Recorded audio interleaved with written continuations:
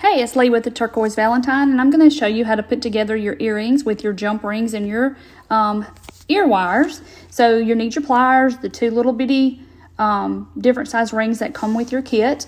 So you're going to put the little slit where the wires connect together. You're going to put that up, and you're going to grab each side with your pliers, and you're going to pull one towards you and one away from you.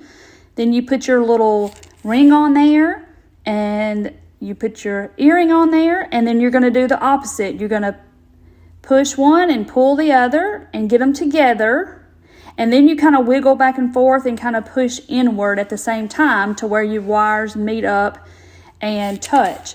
So on the little bitty loop is the jump ring. You're actually going to grab each side again like you did the big one and kind of wiggle it a little bit to make sure that it's both of the little ends are touching where your wires won't come apart and your earring come apart.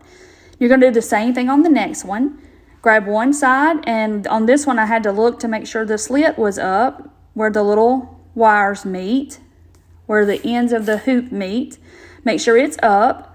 Grab both sides and kind of push one, pull the other to where they come apart.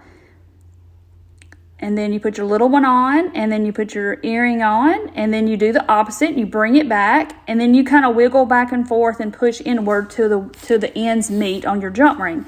Now you're ready to put your ear wires on. So you're going to take your ear wire, and you're going to pull that little bead back where you can see the opening, and you're going to grab your pliers and just pull that loop up a little bit.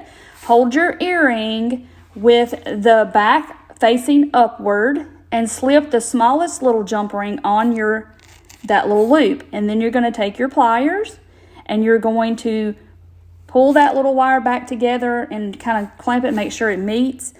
And there's that one.